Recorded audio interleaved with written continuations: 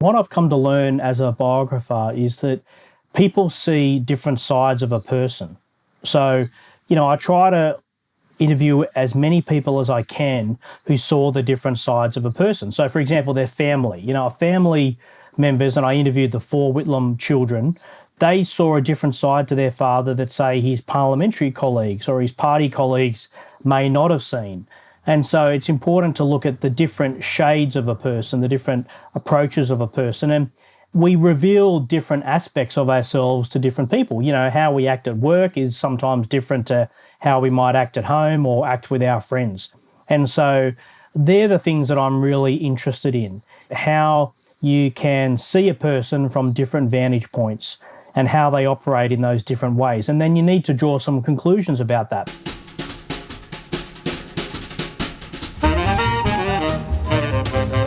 Hello, I'm Gabriella Kelly-Davies. Welcome to Season 4 of Biographers in Conversation.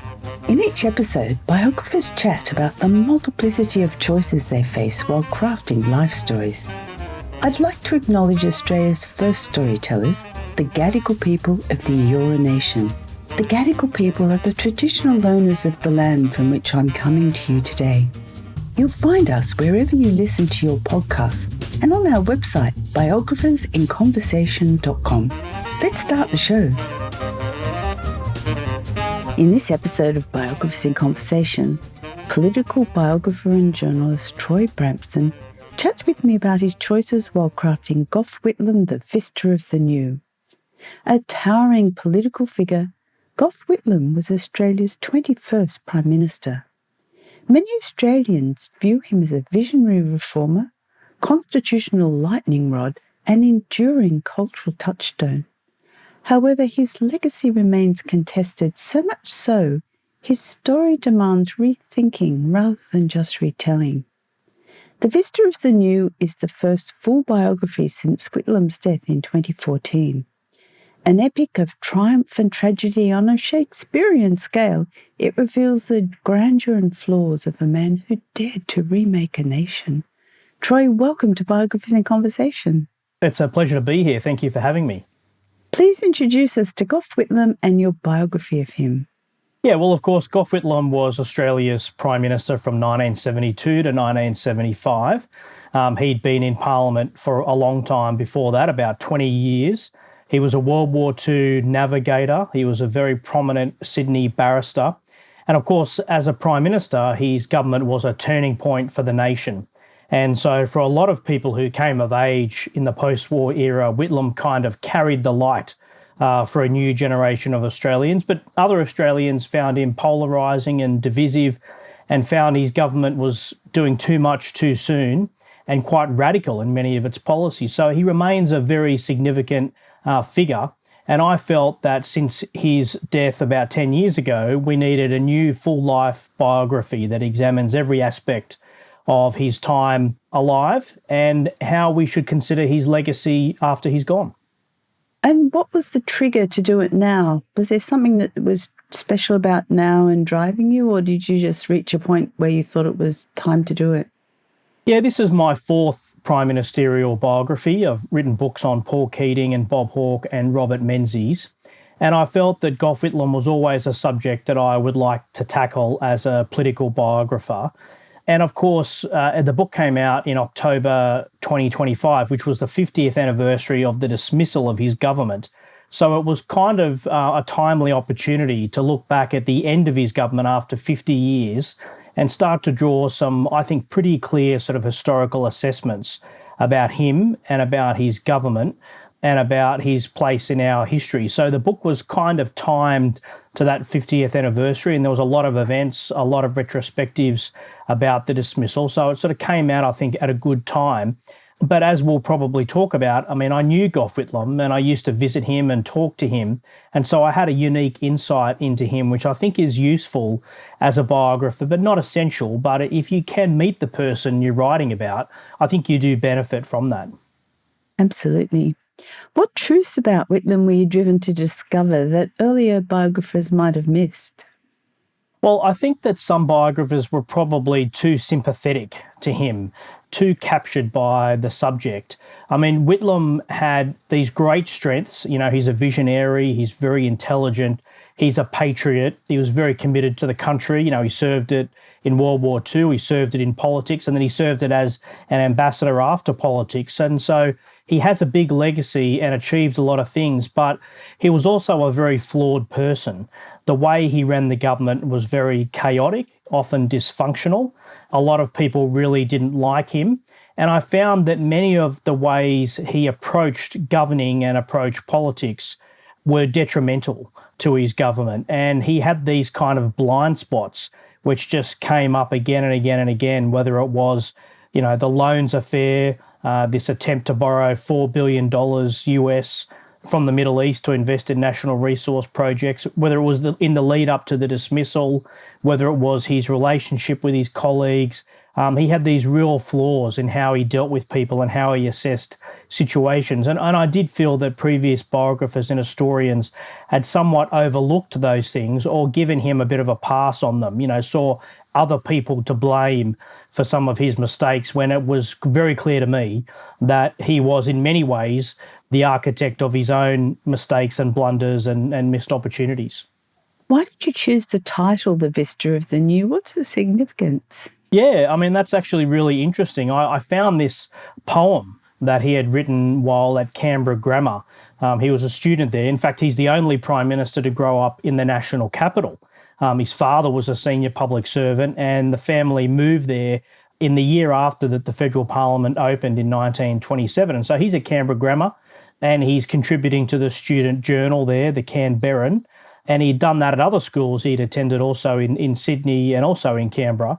And he's very interested in poetry. He's very interested in translating poetry, writing stories, writing articles.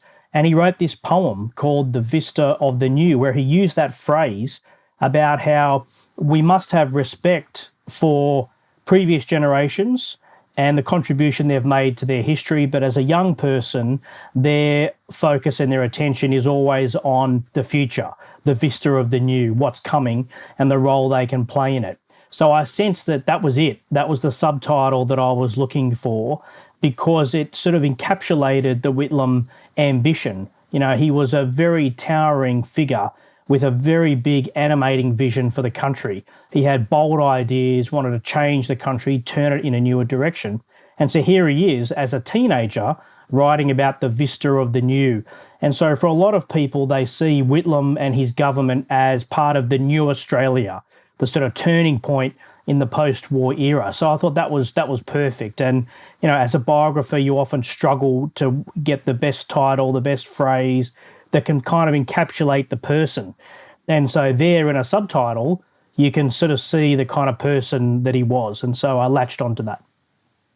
Was it a real aha moment where your spine tingled when you discovered that? Yeah, absolutely. I mean, there are a few of those kind of moments you have, hopefully, when you're writing any book, particularly a historical book, and you're in the archives and you're looking at things. And, you know, I had a pretty clear idea. You know, when I wrote my Paul Keating biography, I was always going to subtitle that The Big Picture Leader, because that kind of became the sort of emblem, the symbol of his approach to politics. And so I knew that pretty early on. But with Gough Whitlam, it took me a little bit of time to find the right phrase, the right words that would form the subtitle. No, that's perfect. You entered the narrative with a prologue titled A New Horizon of Ambition. I'd love you to read its opening passages. Yeah. After leading Labor to power in 1972, Gough Whitlam was asked by a journalist if becoming Australia's 21st Prime Minister frightened him, given the weight of responsibility that now rested on his shoulders. Not in the least, he replied. Ever since he was a schoolboy, Whitlam had dreamed big dreams for Australia and wanted to play a role in the country's future. At Canberra Grammar in 1934, he authored a poem giving voice to a new generation who respected history and tradition but craved a younger atmosphere and imagined a bolder and brighter future for Australia. We have the verdant vista of the new, it concluded, new skies to scale, new paths to pioneer. As a politician, party leader and Prime Minister, Whitlam gave Australia a new horizon of ambition. He saw himself not as a man of destiny, but of history, charged with an obligation to bring about change. He was a reformer with immense self-belief, resilience and determination who would wrest the wheel of history and steer the country towards a new future. He was never drawn to the high voltage of power for its own sake. He had a symphony of ideas and he wanted to change the trajectory of Australia, and he did. Whitlam was at heart a technocratic, process-driven, details-obsessed policy wonk. For Labor true believers, he was an inspirational leader and visionary prophet.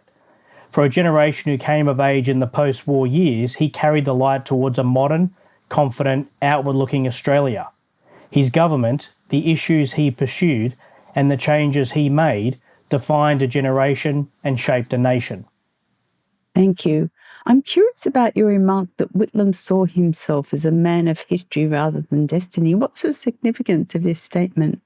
Yeah, I was really captured in my previous book, actually, about Bob Hawke, which was called Bob Hawke, Demons and Destiny.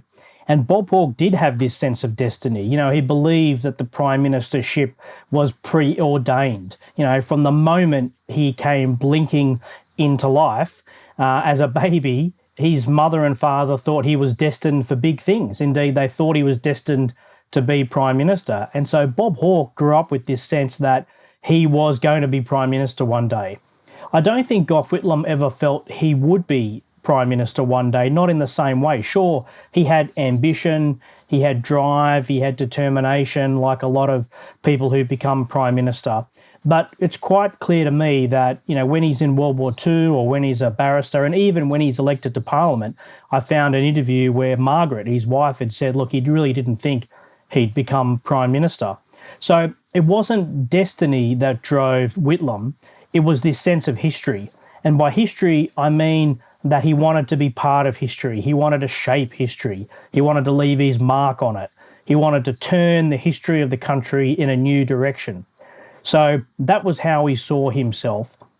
And anybody who remembers that 1972 It's Time election campaign, I mean, the policy speech is, you know, dozens of pages and it lists dozens and dozens of promises. So he really wanted to remake Australia. And it wasn't a small target, risk-averse, cautious approach. It was a project to change Australia fundamentally, to create a new history. So that's how I saw him, and very different to how I saw my previous subject in Bob Hawke. I was 14 and so just totally caught up in the slogan, you know, it's time, and all the actors who sang that big song. Yeah. And it was a really inspirational time and just so different to what we're facing at the moment. Yeah, absolutely. I'm also intrigued about the closing passages of the prologue. I'd love you to read them. Yeah, the task of biography is to chronicle, explain, and interpret a life. Newly available archival material and interviews provide an opportunity to view Whitlam's complete life in revealing new ways. Who he really was, what motivated and drove him, how he related to others, what he achieved and where he failed, and his legacy, it all needs to be examined anew. It is a story of triumph and tragedy, crisis and confrontation, courage and defiance, mistakes and misjudgments, victory and defeat, persistence and determination, and above all, a life lived to the fullest.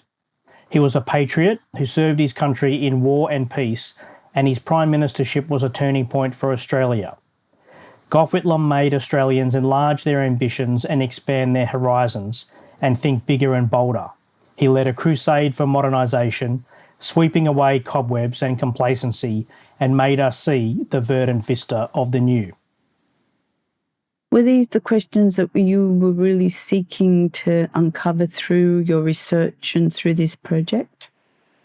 Yeah, look, I think so. I mean, of course, in a biography, you've obviously got to write about the life. And so I use that term to, you know, chronicle a life, right? You've got to document what happened and when it happened.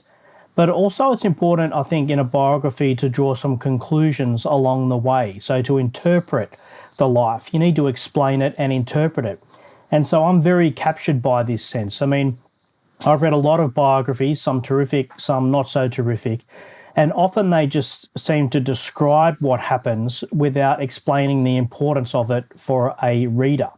And so I'm always trying to look at things and interpret it. So that's how I kind of approach these books. And so it's kind of like signposts. Every now and then I might form a judgment about something and try to explain to the reader, well, what does this really mean? And you look for these little clues. We talked in the opening about how Whitlam often had a difficulty getting along with other people. And a good example of that is that I found that when he was in primary school and when he was in high school, his school reports often said that he was intelligent and motivated and driven, but he had a difficulty in how he got along with other people.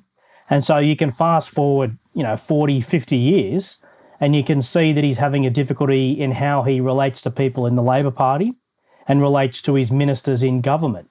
And so there's some threads and some linkages that you can draw from early life to later life. So that's what I mean by explain and interpret a life, so people can fully come to grips with it and understand what it means and how important it is. How did the polarised views of Gough Whitlam influence your interpretation? So there were so many people who absolutely idolised him, but his critics felt that his stubbornness and misjudgment were the causes of his downfall rather than bad luck or misdemeanours on behalf of the Governor-General. So how did you interpret that and come to a conclusion for your readers? Look, it's a really good question, because what I've come to learn as a biographer is that people see different sides of a person. So, I try to interview as many people as I can who saw the different sides of a person. So, for example, their family. Family members, and I interviewed the 4 Whitlam children for this book. They saw a different side to their father that, say, his parliamentary colleagues or his party colleagues may not have seen. And so it's important to look at the different shades of a person, the different approaches of a person. And we reveal different aspects of ourselves to different people. How we act at work is sometimes different to how we might act at home or act with our friends.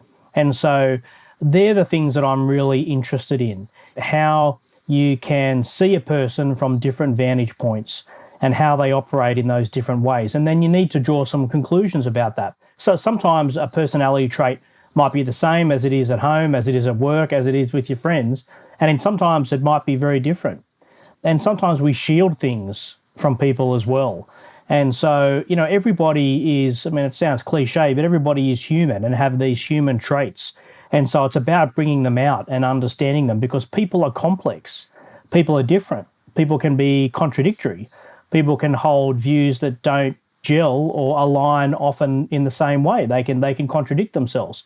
And so it's about examining that and teasing it out so you can really get to see someone in a multi-dimensional way. Do you make judgments, or do you provide lots of clues and leave it to readers to form their own judgments? Yeah, that's another really important thing. Sometimes, historical issues and events can be contested. I've interviewed people that swear they were at a meeting that took place, and then I get the official meeting record written at the time and they weren't there. And so sometimes people's recollection of things can be different and their understanding of things can be different. And again, it gets back to where you are, what vantage point you might have on a particular event. And what somebody thinks about something may not necessarily be the truth. So, I'm very research driven. I spend a lot of time in archives here and overseas trying to get to the bottom of things. But I also really do interviews. Interviews are another really important tool in my biographies, and I've interviewed more than 100 people for this Whitlam book. So sometimes you can't form a judgment. Sometimes you have to just sort of present both sides of a story, both sides of an issue, and let the reader make up their mind. Sometimes you can get through the thicket of information and draw a conclusion. I once got some good advice from Bob Carr, the former Premier of New South Wales, who'd been a journalist, of course, and I was talking to him about the float of the dollar in 1983, a big event in the Hawke government, and the different accounts between Bob Hawke and Paul Keating about that. And they both had very different versions of that story. And he just said to me, sometimes you don't need to form a judgment. You can just present what they both have said. And I interviewed Hawke and Keating about it and let the reader make up their own mind. So sometimes I go back to that position. but often I will make a very firm judgment about something and often challenge a historian or a biographer or a journalist when I'm really clear that the evidence can point to a different conclusion. What were the archives you studied? I know you interviewed over 100 people and you interviewed Gough for something like 18 months.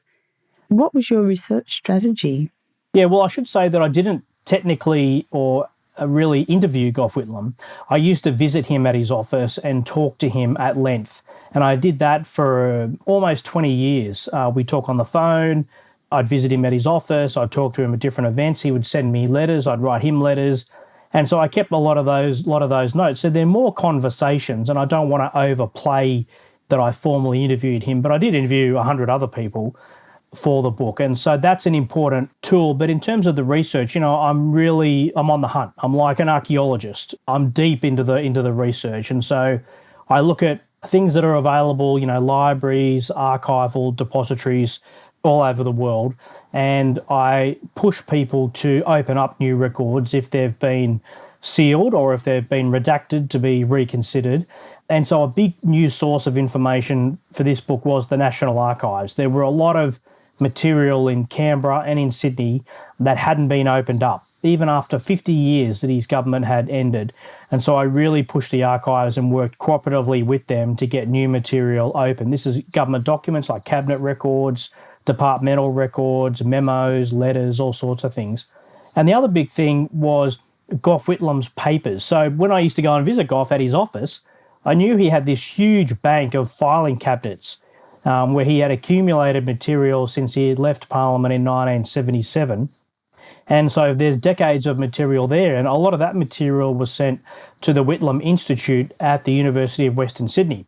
So I spent a lot of time out there on campus, and it was pretty clear to me and the archivist there that I had gone through more of those records than anybody else, because a lot of them hadn't really been available.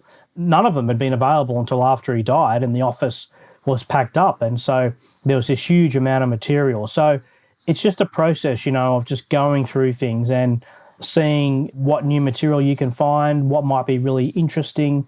And you've got to tell the story of a life and interpret it as we've been discussing, but you've also got to make it interesting. So I'm always looking for fun stories, intriguing stories, quirky things. I want people to laugh out loud. I want people to get emotional. I want people to go, wow, I didn't know that, or that's really interesting. So I'm always looking for those kind of things, and often they just come out of documents. By studying all those new documents, what were the new discoveries you found? Were there top 1, 2 and 3 discoveries that were real aha moments? Yeah, well, there was a couple of things really. I mean, for example, Gough Whitlam's name is Edward Gough Whitlam, and Gough is his second name. And I discovered early on that his mother, when they were living in Melbourne, this is around 1915, 1916, didn't want Edward shortened to Ned, and therefore him to be likened to Ned Kelly. And so this discovery had seemed to have eluded other biographers and other historians.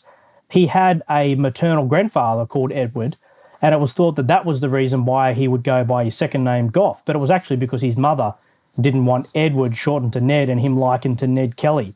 So that was an important discovery I got from the family.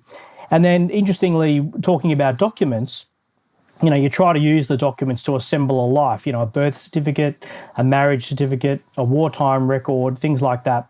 And I found that Whitlam hadn't been baptised. So this is really interesting because his parents were Baptists and they were a very religious couple.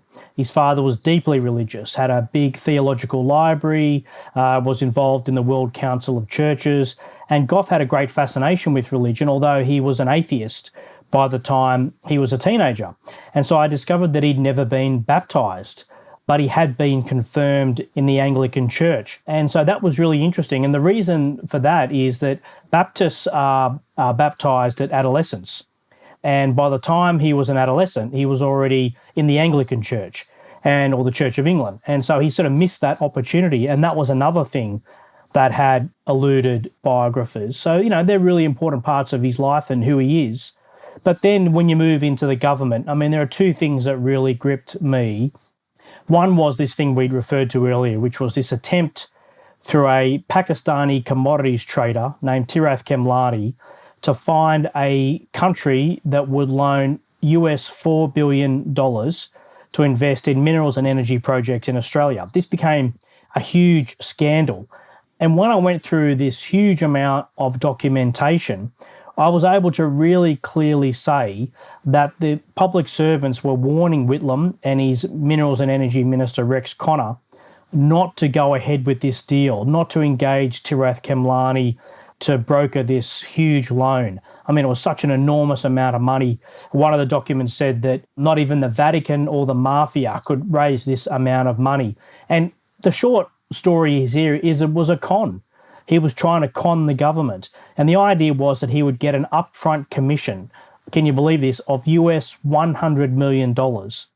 And then the big loan money would never arrive and he would escape with this commission. And so the government was being conned, and Gough Whitlam and his ministers were being told this in formal documents and in meetings again and again and again, and yet they just ignored that advice. So that was a really significant discovery, I think. And also about the dismissal. There was a number of things about the dismissal. You know, I interviewed Malcolm Fraser many times, and he told me that the dismissal was an exhausted subject. There was nothing more to know about it. It had been examined uphill, down dale, everything was known about it. Well, there's a couple of things that I found. One was a document showing that Whitlam was considering dismissing John Kerr before he was dismissed at the height of the supply crisis when the government couldn't get its budget through. I was also found that a number of public servants had repeatedly advised Whitlam that he was at risk of being dismissed. And he ignored that. And there are a number of strategies they gave him to help manage this process, and he ignored a lot of that. Malcolm Fraser, I found, had drafted a document where he actually had said that he came to believe that Sir John Kerr had deceived Whitlam with this surprise dismissal without warning. And the right thing for John Kerr to do would have been to level with the Prime Minister, to talk to him about the crisis, to try to find a way through and give him a warning before a surprise dismissal. So that was another important document. And one of the last things I found were these handwritten notes that Sir John Kerr had written in the years before his death in 1991. And he is quite clear that he is tortured by the dismissal. He's second-guessing it in the decades after. And he comes to write in this sort of cramped scrawl that it was his destiny and his duty to dismiss the Whitlam government. And it's an extraordinary finding. And, you know, I'm literally sitting there in the National Archives in Canberra opening up this folder. I'd asked for it to be opened up. He had to wait 30 years to see this folder. And I was so astonished by what I was reading. This is, you know, John Kerr's almost deathbed notes about one of the tumultuous events in our history. And I went over to the archivist at the National Archives and I said, look, has anybody else actually looked at these things? Has anyone checked this folder out and looked at it? And they did a little search for me on the computer and they found that I was the first person to look at it. I mean, of course, I'd requested it, but that doesn't stop anybody else looking at it. And so I've got to be honest with you, I was sort of panicked that in the sort of 10 months I had left before the book would come out, that somebody else would find these really extraordinary and revealing notes. And luckily, they didn't. And so they're just a few of the kind of eureka moments you have in the archives. But I've got to stress that, you know, for every amazing single piece of paper that you find, you might have to look at 500 pieces of paper. That's right. And there's no guarantee you're going to find anything new or anything interesting, but you've got to undertake that and you've got to try to look at as much material as you can. That's right. Most biographers I talk to are archive nerds like me, and we just love it, hanging out for that gold nugget. And it's so funny. So many biographers say, I'm in the reading room and it's completely quiet. You can hear a pin drop. And then all of a sudden I burst out in laughter or I gasp and everyone looks around at me. But it is like that. It's just extraordinary. I mean, those discoveries are absolutely extraordinary. Yeah, and they really do change in many ways what we should understand about the Whitlam government, about Whitlam personally, and about his demise. And so that's really important. And when you start on a project, you don't often know that you're going to find anything new. And what I'm often critical about with other biographies is that people can write really great books and they're really interesting and well written, but they're not advancing the subject. They're not telling us anything new. And so as a journalist, that's my training, I'm always focused on news. What is new here? And to sort of justify it. And, a lot of people told me, I've got to say, when I was writing the book, they'd say, oh, is there anything new? And I kept reassuring them, there are new things, just wait until the book comes out. So you can write great books and they can be really good. But for me, you've got to say something new. You've got to find new material. Or reinterpret older material that others have interpreted differently. Yeah, I agree with that 100%, yeah.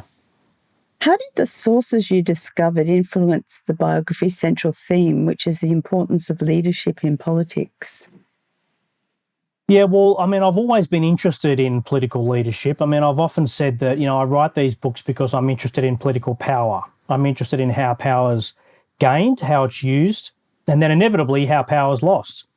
So that's what always sort of motivates me in these books. I'm a political biographer. Now, maybe one day I'll write a book about someone who wasn't a politician. Maybe they're a sports person or a literary figure or somebody else. I don't know. But for me, power is central to politics. So how they use those levers of power is really important. And so what I'm trying to do here is explain how they did the job of Prime Minister. There are things like I try to find out, what their day was like, what time they arrived at the office, what their desk looked like, what was their office management policy, what did they have for lunch, how did they deal with colleagues, how did they manage paperwork, did they take a lot of work home or did they not take work home? So I'm interested in the mechanics of being a Prime Minister and exercising power. And so leadership is obviously essential in that respect. I'm interested in leaders. And I'm interested in how they lead and the mistakes that they make. And so that's kind of been a theme of my journalism. And so, how you lead a country, how you lead a people, how you lead a cabinet. These are all really interesting things to me. And so, a biographer, I've often said, has to have a field of view where you can easily get sidetracked into becoming a history or a social study or a book about politics. I'm interested in the sort of field of view of that person. And I try to keep my perspective, their perspective. What are they seeing and how are people seeing them, as you go through and tell the story of their life? I have to ask you a few craft questions. Yeah. Your interview transcripts add up to more than 1 million words, or I've read that. How did you organise this trove of information? Look, I'm not sure that my method of organisation is as perfect as it could be. I've got so much information that I assemble for these books. It's really just sort of managing it. So, of course, I record the interviews. I have audio of these interviews, sometimes video. And then I used to go through the process where I would do the transcripts, and that would take an extremely long period of time, much longer than the interview, of course. Then I used to get my mother to help me do the transcripts, and I'd pay her to do those transcripts for me. In the last year or two, I've got to say I've been using AI to help transcribe interviews. Now, we've got to be very careful about how we use AI, and I would never use and have never used AI in the writing process, but the research process is something altogether different. So, within a few minutes, AI can translate a 1 hour audio file, and then you can go back and check that, and if it doesn't sound right, or you can listen to it back. And so that's something that I've done, and I found that actually sped up my process quite a bit with this book. But yeah, I do have more than 1 million words of transcripts, and sometimes an hour interview could be 20,000 words. It's a lot. And so I'm obviously working on a computer. I can't imagine what it was like to write biographies on a typewriter or by hand. And so I'm very good at sort of having electronic copies of things. And, I've got to say, my Paul Keating book came out in 2016. So I started really writing that in about 2013, 2014. And I had a lot of boxes at the end of that process. I had maybe 8, 10 boxes. Now with the Whitlam book, I'm down to only maybe 3 or 4 boxes. And they're often documents that I just want to have printed, or they're books or things like that. And so I'm becoming much more electronic in my process and, just using different files on my desktop to store archival documents and things like that. And I should say, too, that with archival records, as I've seen this in my own experience of being in archives for 20 years, people just take images of documents on their phones these days, and then you can easily transfer them to your computer. And so I've seen it become much, much easier over the past, 10 to 20 years to write these books. Do you start with a timeline? In terms of a biographical timeline? Yes. I do. I tend to start with some sort of basic information. Obituaries written in newspapers, summaries of their life, timelines. I try to plot out, what are the sort of key moments in this person's life, and then go through a process of filling it in. But it's really interesting. You asked the question about how you put together a manuscript and the time you spend on different sections. I mean, I kind of knew that with a Prime Minister, you've got to spend about half the book on the time that they're Prime Minister.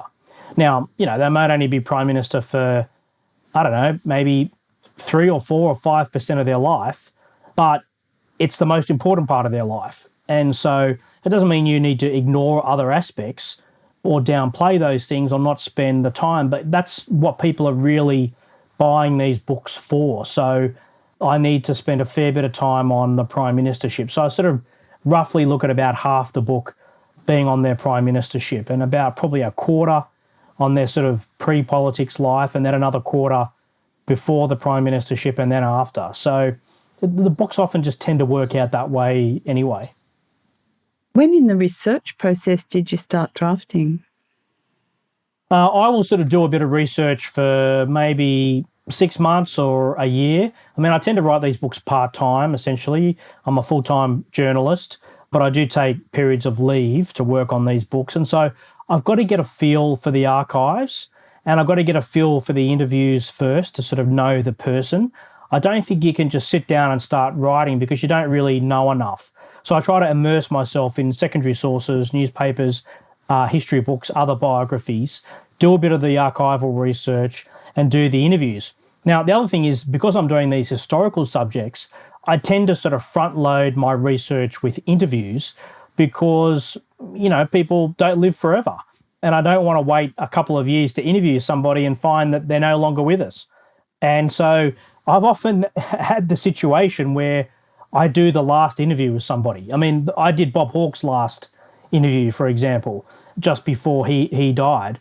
I didn't know that at the time, of course, but he was helping me with the biography and doing interviews for it. And so I sort of try to do a bunch of interviews quickly, if I can, and then you just sort of continue researching and interviewing, right up until the end. How long were you working on the book?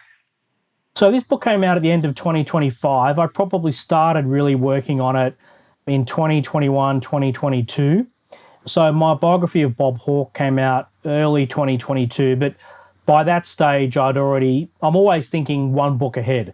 So you kind of start to collect material as you go along, and you come across things and you put them aside. So you sort of go through that process. So there's often a little bit of overlap with the research process. You're finishing a book, but you're also coming across other things for the next book. And so my next biography is going to be a biography of Harold Holt, who passed away or disappeared 60 years ago next year, 2027. And so while I was finishing up the Whitlam book, I was coming across some material and starting to look at things as well and using the opportunities. When you travel interstate, for example, you might go, well, I've got an afternoon free or an evening free. I can go to the National Library and look at some things, or go to the National Archives. So, yeah, but generally my books take about 3 to 4 years.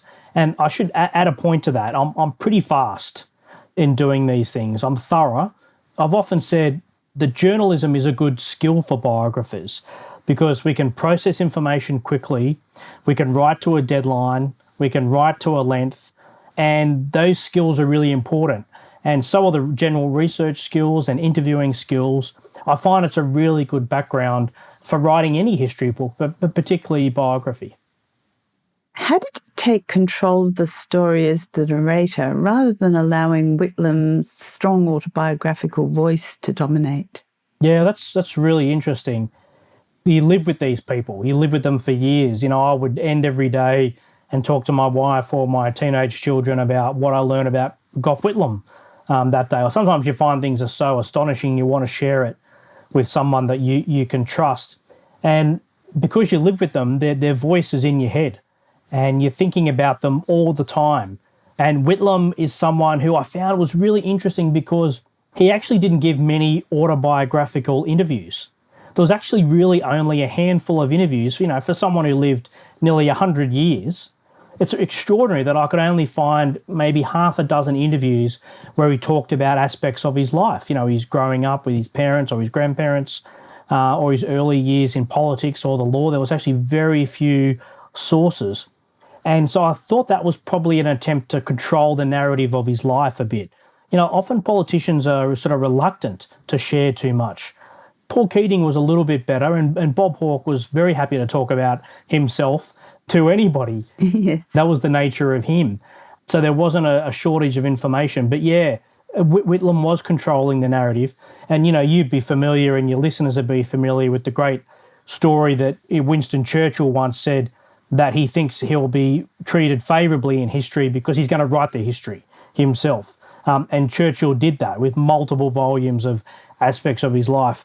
And so Whitlam wrote this very commanding, big study of his government called The Whitlam Government. It was published in 1985, but it's got to be one of the most boring books you've ever read. So he just ignored the biographical aspects of his own life.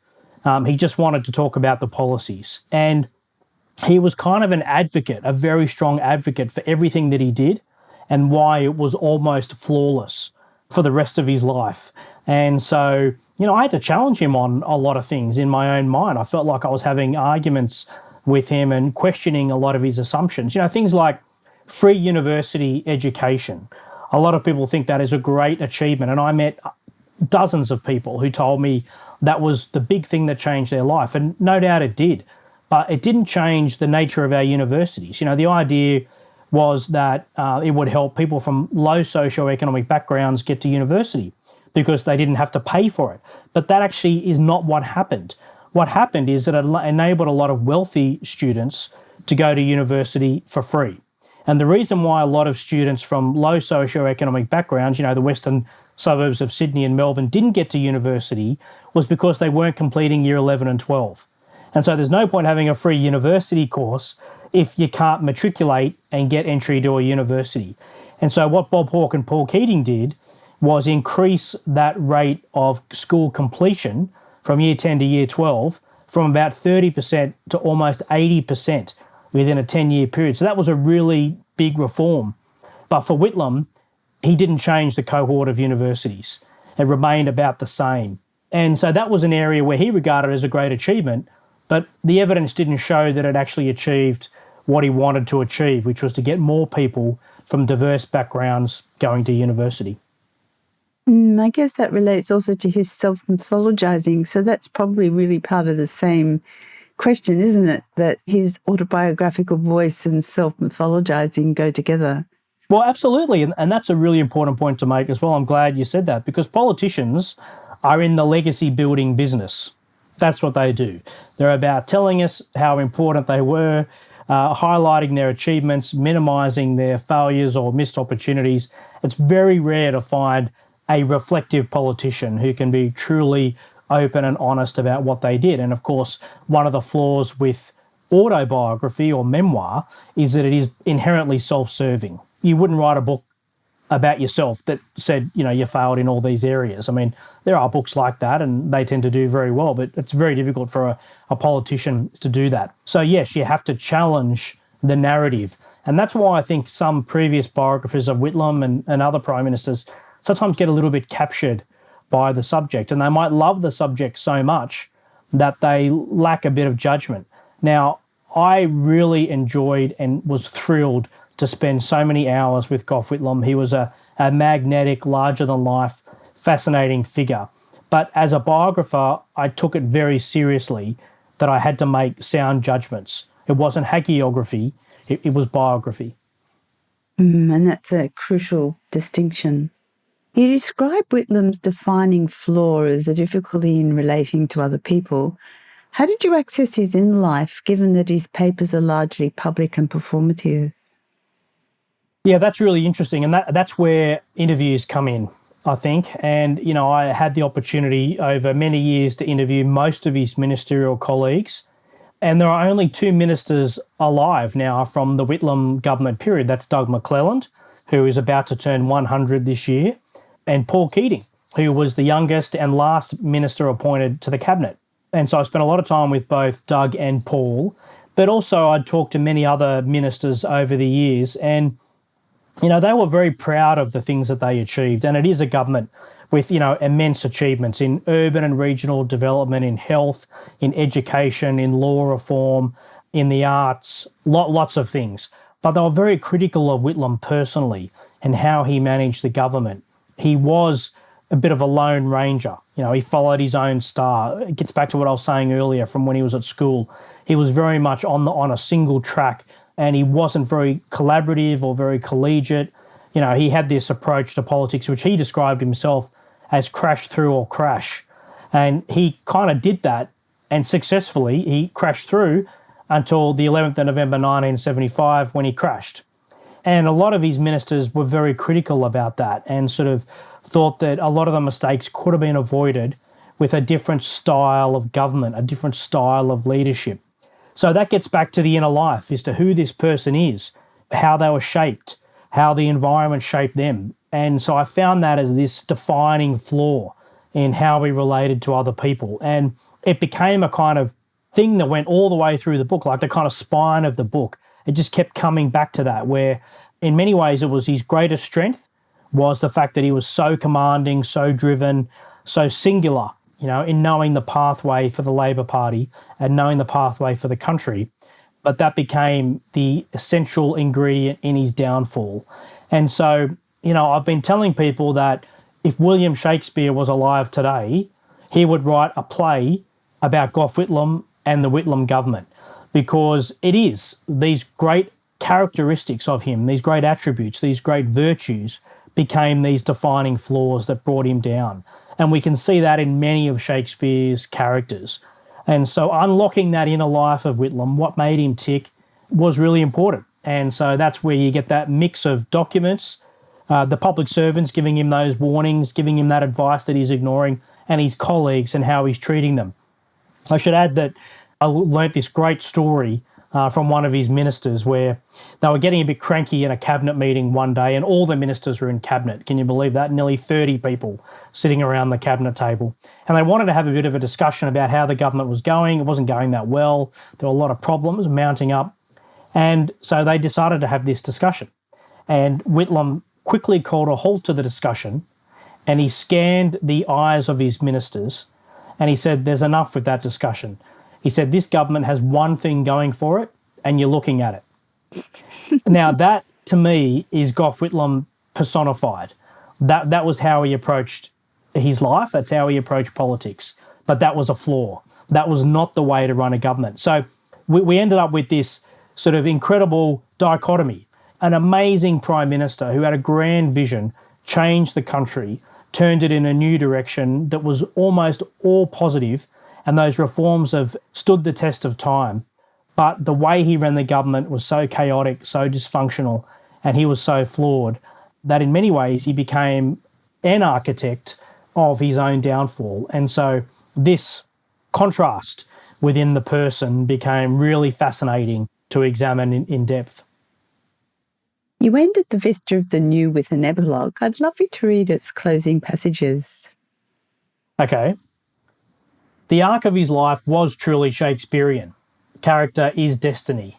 His great strengths, ambition, conviction, determination, energy and resilience were essential to his becoming Labor leader and returning the party to power, and to Labor delivering a substantial policy record. But these same strengths became weaknesses that led to policy missteps and political mistakes and hastened his downfall. The crash-through or crash approach to politics had limits. Whitlam's defects in personal relationships, essential in managing caucus and cabinet, were evident from his school days.